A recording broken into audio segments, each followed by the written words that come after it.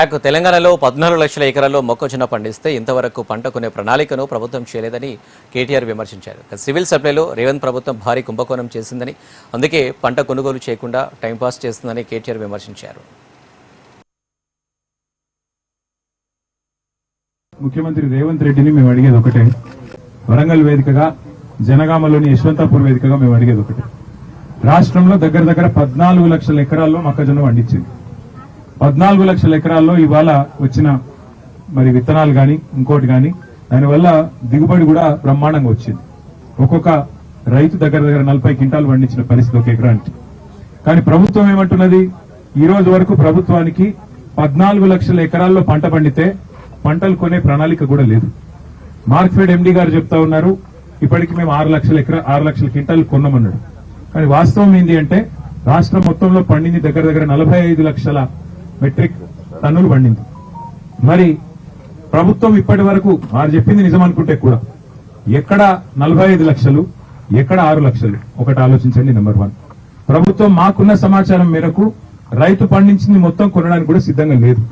కేవలం ఒక 10 లక్షలు 15 లక్షల టన్నులు మాత్రమే కొనాలి, తర్వాత చేతులు దులుపుకోవాలి. ఎందుకంటే రైతుల దగ్గర కొంటే కనీస మద్దతు ధర 2460 రూపాయలు ఇవ్వాలి, ఇవ్వకపోతే రైతులు ఊకోరు. మరి ఒకసారి కొనుగోలు చేసి జోకి మళ్ళీ లోపల పెట్టుకున్నామంటే పైసలు ఎప్పుడు పడతాయని గడబడి చేస్తారు. దాని బదులు సప్లై కాయంతో సెంటర్లలో అట్లా ఇడిచి పెడితే వాన కొట్టో ఇంకోటి కొట్టో ఆఖరికి ఏదో ఒకటి అయితే సచ్చినట్టు అమ్ముకుంటారు. బయట 1600 1700లకు అమ్ముకుంటారు. మాకు లొల్లి పోతుంది, బోనస్ ఇచ్చేది లేదు, మద్దతు ధర ఇచ్చేది లేదనే ఆలోచనతో ప్రభుత్వం ఉన్నట్టుగా కనబడతా ఉంది. ఇంకొక మాట వాస్తవం ఏంటంటే ఇవాళ ఈ రాష్ట్ర ప్రభుత్వం మార్క్ఫెడ్ ద్వారా 22,700 కోట్ల అప్పు తెచ్చింది.